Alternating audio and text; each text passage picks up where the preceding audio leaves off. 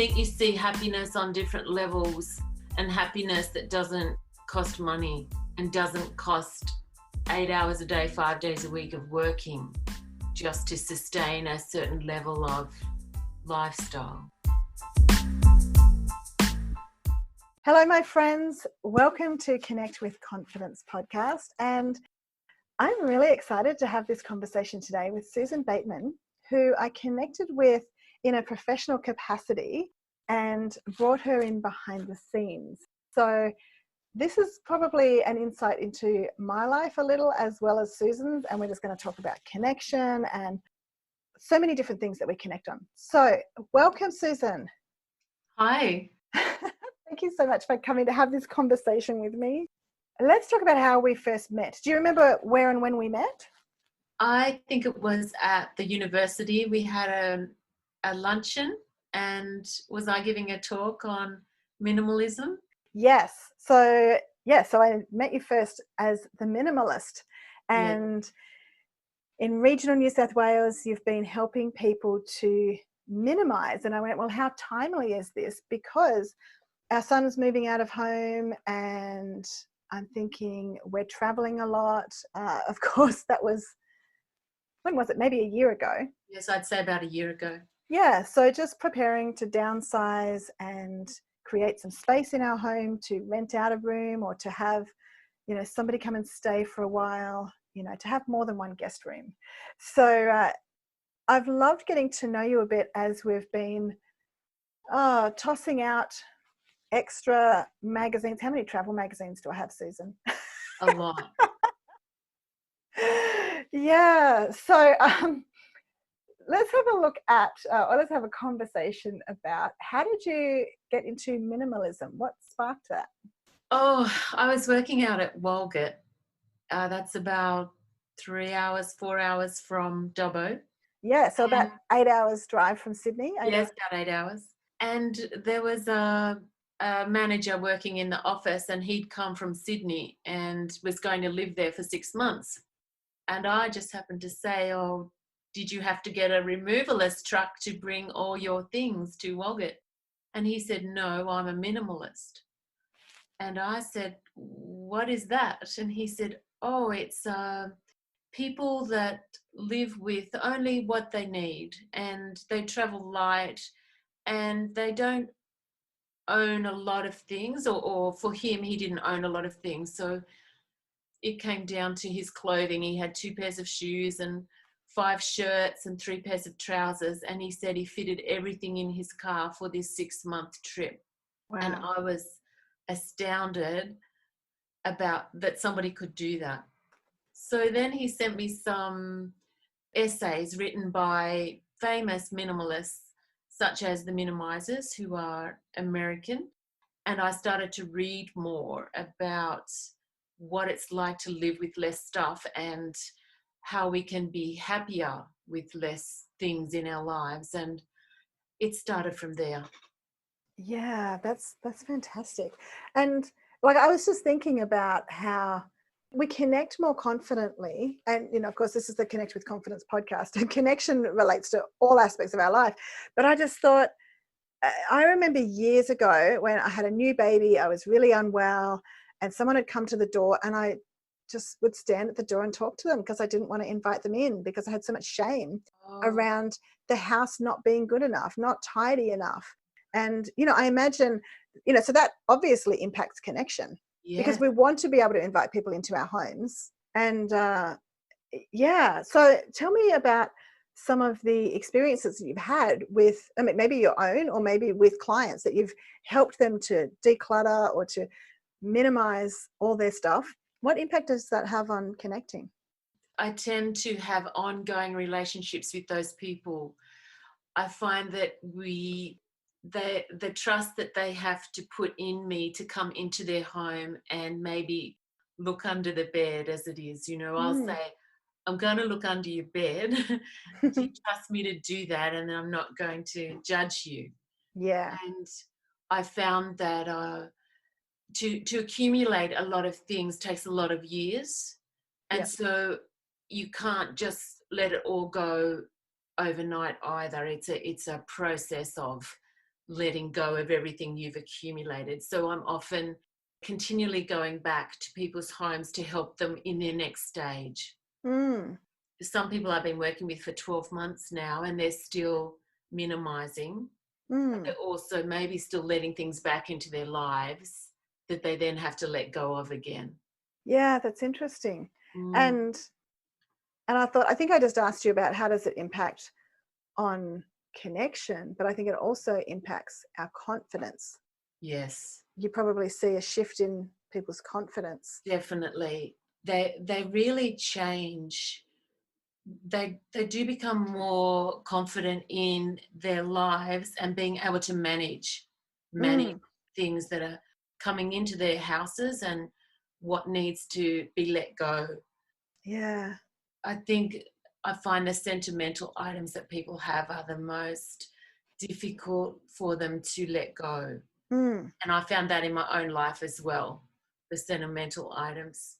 Yeah. And I'm just thinking about how people all have different experiences of home and Yeah. how long you live there. So, and I couldn't tell you now how many homes I've lived in, but I spent the first 16 years of my life on my parents' farm where they still are. So I still have a bedroom on the farm. So I still have some little photo frames and porcelain kittens on a little bookshelf in my bedroom. So we might have to go and help mum and dad. But then there's other homes where I've been in for a short time, 6 months, and others where I've been like here since 2011. So what's your journey been like in terms of the length of time you've been in different homes and collecting life stuff? Um, that's a really good question.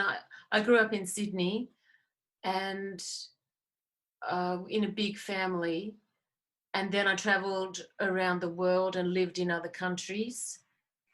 And I've lived in several houses in Dubbo now, and even downsized from big homes now because of minimalism. I've now got a smaller house, and I'm currently living in a tiny house that we built 3 years ago. Yeah, And wow. and so accumulating things is something I can't do it anymore. I accumulate experiences Yes. rather than things. So my memories are in my mind rather than in something that I might buy or take from a place. Mm. Yeah, and I imagine there's a few different reasons for that. Can you expand on that? Yes, well, when I found minimalism and I realized I was living in a house that was way too big, that was way too much to look after, that we didn't need that space and we felt it was just too much and wasn't making us happy.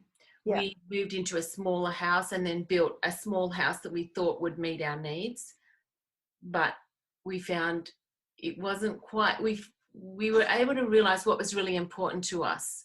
Yeah. The house wasn't important to us, it was the spaces that we made. Yeah. And so you're saying so you've been with a partner Yes, throughout this yes. process of downsizing. So who's led the way, or have you both been on the same page? No, he's always been a minimalist. Oh, okay. Yeah, so when we had the big house and I came home from Walgett and looked at our house, and what the minimalists, some of them did was to count out how many items they had in their house. And I came home and did that. And just in one room, I had more than 1,000 items. And Gosh. I was overwhelmed walking through every room and counting the items. And then I realized everything except the lounge and the fridge belonged to me, and all my partner owned was the fridge and the lounge. And I was overwhelmed, and I said to him, I think you're a minimalist. And he said, well, I've never called myself that, but yeah, I don't have any stuff. And Yeah. it made it really easy for me to then let go because he wasn't attached to anything like I was. I Mm. had to let go all my attachments to become more like him. And Wow. yeah, How long did it take until you felt that you were happy with your amount of things, or Things. you know? Well, it's a continual journey, but probably 4 years. Okay, wow. Yeah. Which is really great that you share that, because I think sometimes we can see something like, a TED talk on minimalism and just go, right, I'm in lockdown right now and let's just recycle, let's just get rid of everything that we can. And sometimes, I don't know about you, Susan, and I don't know about all of our listeners, but I can have pretty high expectations of myself and assume that I can just conquer something in a day. I I think that we have to just start with something small that can be like, how everybody in their kitchen, well, in most houses in Australia, the third drawer down is full of junk. That's why when we built this kitchen, I didn't want all those drawers. To avoid all that. Yeah. But yeah, I can picture the drawers at the farm. But we do have a cupboard in the kitchen that was for officey things, because like, what do you do with all the mail and the things that come in and the spare keys and all of those bits and Yeah. pieces? Yeah, but definitely a work in progress. Yes. Yeah. So we'll probably come back around to oh goodness, minimalism, minimizing again. But I would love to ask you something that I've been asking other guests also, and that is about your confidence, just as a professional, as someone who is just out there in the world doing your thing. Have you always been, confident to connect with people, or has that been, a journey of ups and downs? I'm basically very shy, and have more an introverted personality. So I don't like to be the center of attention at all, or bring any attention to me. Mm. But in my work, I have to be leading or encouraging and role modeling of what I'm doing. So, and that's difficult. That takes a lot of courage, I think, to overcome that shyness, to do something that's not maybe in my nature. Yeah, I love that you've said courage, because it's so much more important that we develop courage, that we take steps of courage rather than attempt to look confident or come across as confident. I think when that's the goal, that gets in the way of us actually being naturally confident. Because, when I saw you do your presentation, when we've had conversations just about your other work, should we just call that government work? Yeah. Or yeah, I can see that you're a confident professional, I would say, but you're just being yourself. That's the experience that I have of you.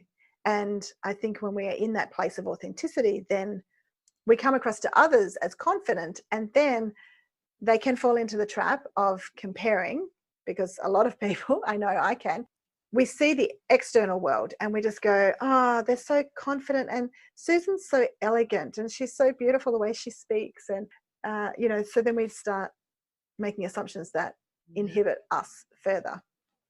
So I love that you've talked about courage, because you step up and have the conversations you need to have. Yeah, that's beautiful. So when would you say that you've felt most confident in your life? I think probably when I'm traveling and I'm meeting people that I actually don't know. Yeah. Yeah.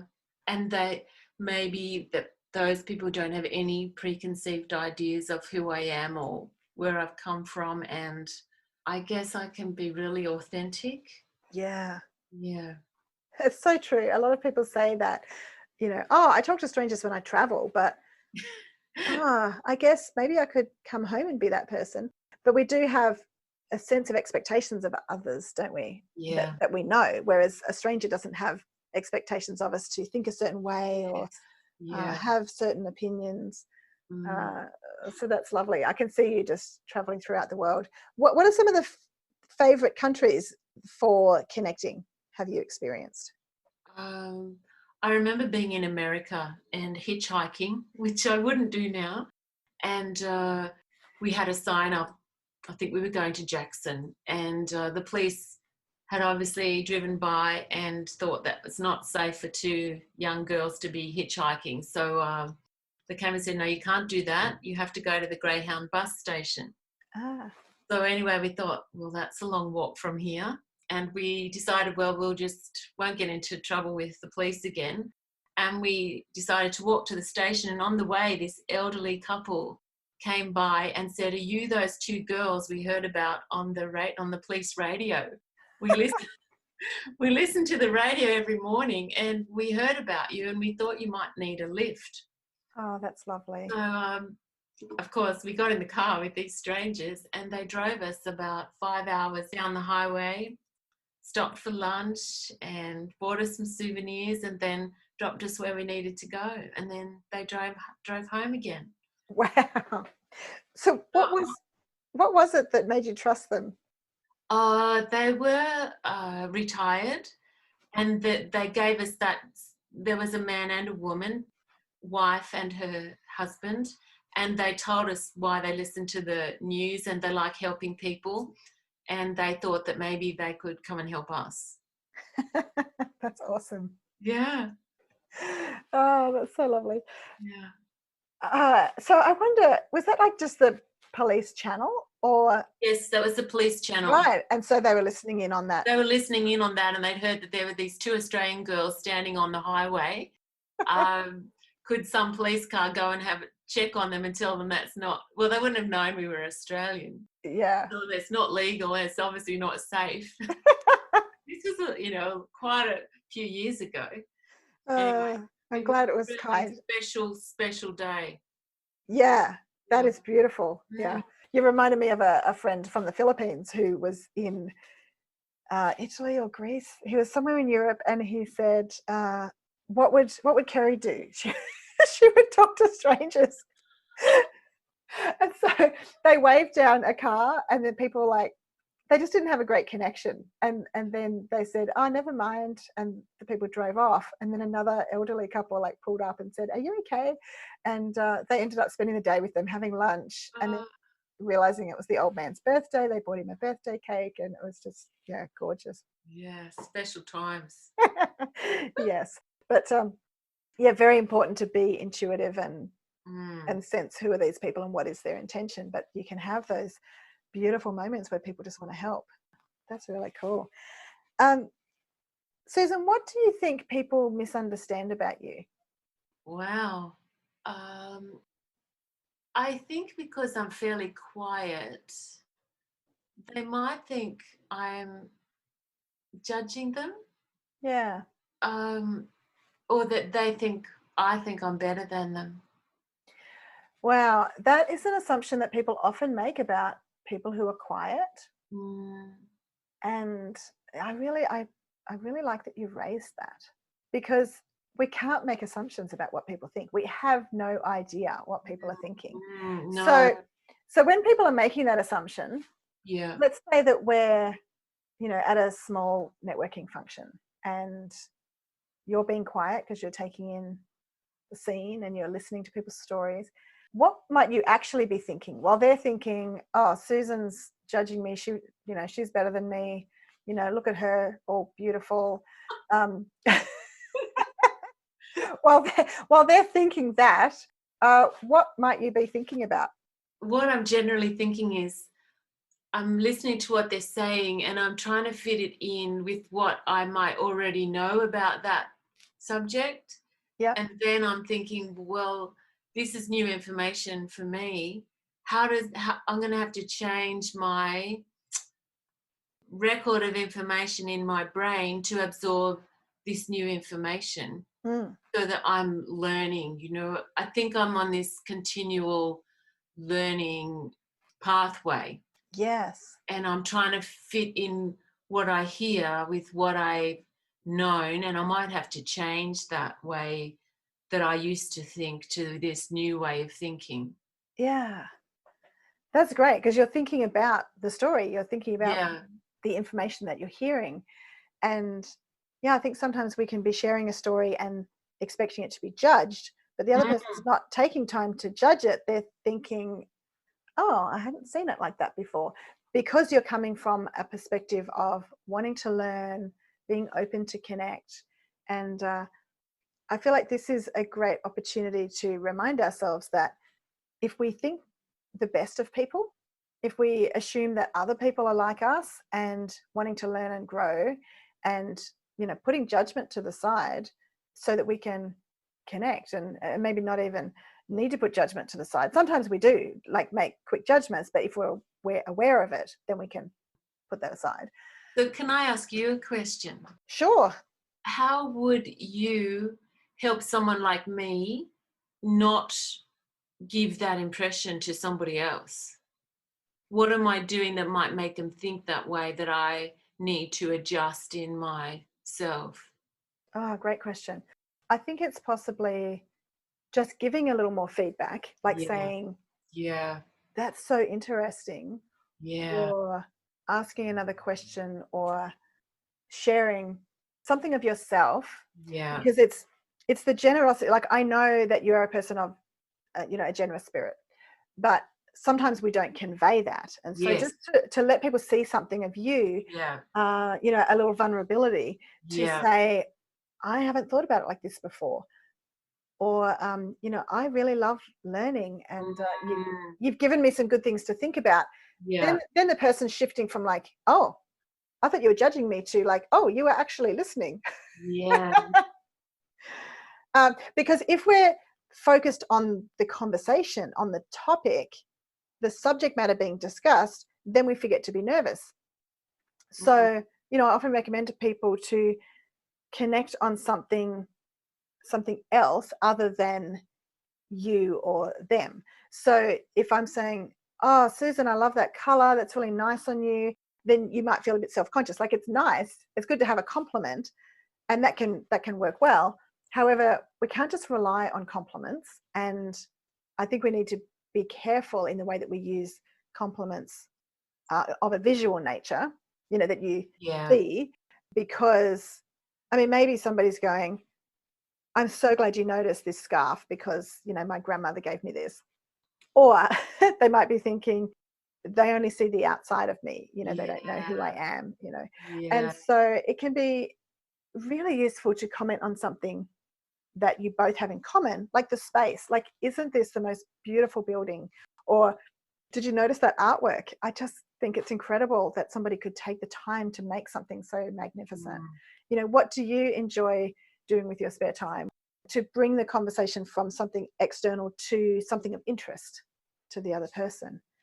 mm. But yeah, I think it's fascinating to hear you share that misunderstanding, because it's so common. Is it? And often quiet people are thinking that they don't have anything of value to offer. It's true.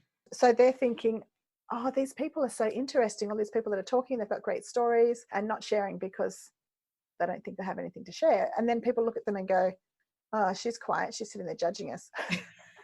No, you're sitting there going, I wish I had an interesting story to share. Or, I do have an interesting story to share, but everybody else is, like, so talkative, I can't get a word in. I think Yeah, I'll just sit and listen.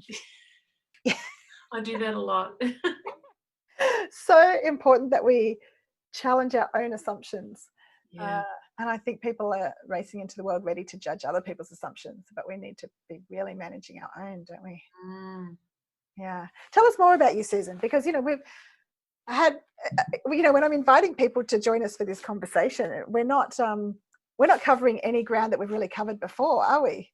Oh, No, there's nothing rehearsed in this conversation, and you might have found that a little terrifying. I just said, we're just going to hit record, then we'll have a cup of tea and chat and catch up yeah. on anything else that we forgot Come to cover. on. But while we're still here with the listening ears of our friends everywhere, what else would you like us to know about you? Or, if we want to take the focus off you a little, what are things that you've been thinking about that is just really important right now?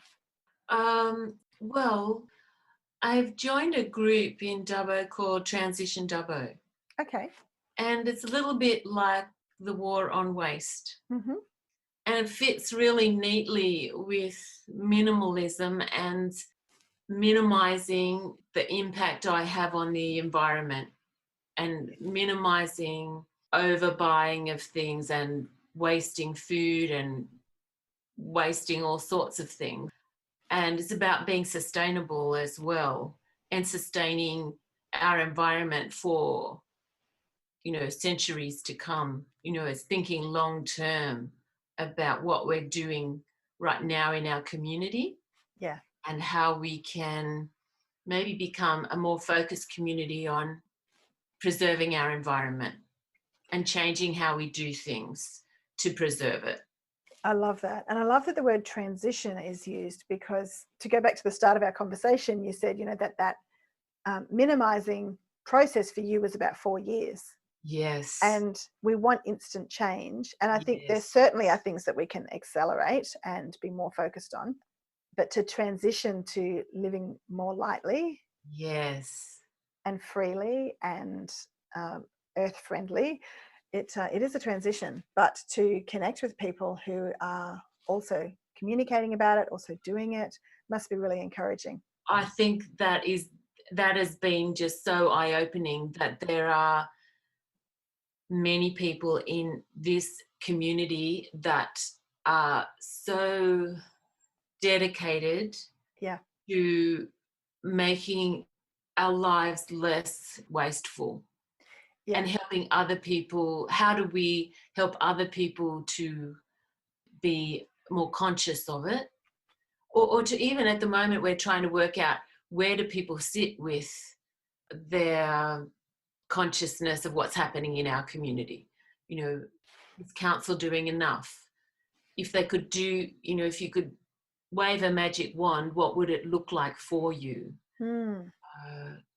We don't actually know what's happening right now. We have some idea of sustainability, but we've got no solid information. So I'm doing a survey. I'm going to start a survey and Cool. start talking to some businesses about what they would like to see happen, what they're currently doing, what is helpful, what's not helpful, what's worked in the past. Yes. Yeah. That's fantastic, because as we have conversations, we're constantly learning from each other and tweaking, making small changes, and yeah, that's powerful. And I see so many articles in the paper, and we've got a great local paper called the Photo News that highlights different projects that people are doing, the community gardens, and recycling, and there's so many different decisions that we make, and it can become overwhelming. And Yes. I'm constantly learning more myself as well. And I think, having traveled, you see things too, don't you? You do see things. I think you see happiness on different levels, and happiness that doesn't cost money. Yeah. And doesn't cost 8 hours a day, 5 days a week of working. Yeah. Just to sustain a certain level of lifestyle. Yeah. Yeah. And I think, in regional New South Wales, we are living quite cleanly in comparison to, some other places. And I think travel can actually be a wake-up call also. I remember being at a beach in Indonesia and walking down. I wasn't dressed for the beach. I was wearing a dress, but I met up with a friend from Perth there, who I just happened to see on Facebook was there. And so she said, like, I've got to go for a swim. And I'm like, okay. And I just decided, look, it's hot. I'm just going to walk in fully clothed into the ocean. And it smelt awful. It smelled like a cattle truck. Like, I grew up on a farm with like cows and sheep, and it was awful. And then there's plastic bags floating around me in the water. And I went, wow, I have never seen anything like this. New South Wales beaches, it's beautiful, clean water, it's clean sand. I just had never experienced anything like that. So those experiences help you to get behind people who are doing, good work in this way. And also to share those stories with people who haven't traveled, who just go, we're doing fine.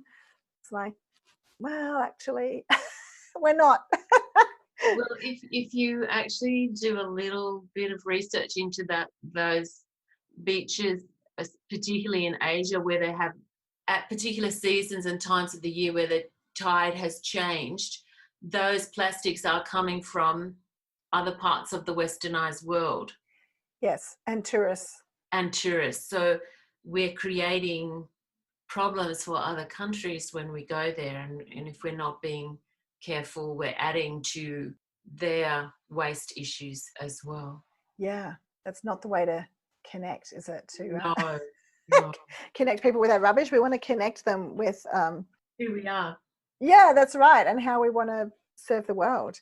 So yeah, I love a conversation with you, Susan. And Lyndon is at the window. I'm trying to say like 5 minutes, 2 minutes. Your window. I don't know if we're keeping this in the podcast, but if we are, just for context, Susan is sitting at the front of the house at Lyndon's computer, and I'm sitting here in my office at the back. Okay, how was I wrapping up? So I know you are not here to, promote anything in particular. You just wanted to come and, well, you said yes to my invitation. I did. To just have a conversation. Have you been on a podcast before? No, first time. Excellent. Thank you. For having me. Yes, you're welcome. It's just beautiful to connect and have you actually come here to have this conversation with me and with our listeners. So any tips that you'd like to wrap up with to encourage people to connect with confidence and authenticity, to minimize while we're, a lot of people are in isolation and lockdown at the moment. So what can we do to use this time well? So less is more, and use it up, wear it out, make do or do without. Okay, that's just brilliant. So can you just elaborate on all of those? Oh, so use it up. So instead of you going to the shops and buying a new bottle of shampoo, go through your cupboard, use up the 5 that you've already got. Yep. Before you go and buy another one. Yep. Make do is you might have a jumper that's completely fine, but you just want another one. Make do with the one that you've got and don't go and buy that other one. Do without. You may want a new phone, the latest, greatest iPhone. Just do without going to buy that brand new phone and make do with the one you've got for another 12 months or 2 years. And make do without, use it up, wear it out. Wear out your socks. So you have a pair of socks, don't buy another pair till one pair is worn out. That way you're saving so much of the environment and so many other things by just doing those simple things. Yeah, and it sounds like we can live a little more like the guy that came out from Sydney to Walgett with yes, that's right, just a few changes of clothes. Few changes of clothes. Yeah, brilliant. And I know, in the Do Talk to Strangers travel toolkit, my latest little book. Yeah. I talked about traveling lightly. Yeah. And this is something that you stood there with me in my bedroom looking at my suitcase going, do I need to take this? I did. And there was one piece of clothing that you said, I think you might want to take this. I'm like, and I wore it all the time. Oh, so glad I was helpful. So sometimes it helps to have a conversation with somebody and is this useful? Do I need this? Yes. What can I leave behind? What can I take? And I was so happy to travel for 7 weeks with only carry-on luggage. It's amazing. So easy to zip through airports. It was cheaper in Europe where they charge you for all your luggage. Yes. Yeah, I got a little bit bored, but that's okay. Just change your lipstick colour. Yeah, that's right. But, I certainly wasn't bored with all the people that I was meeting. Yeah. And, they didn't know that I'd worn the same thing. No. 2 days earlier. Yeah. They wouldn't notice. Most people don't notice at all. That's right. They see your smiling face coming and engage in the conversation. Mm. Oh, so beautiful. Thank you, Susan. You're welcome.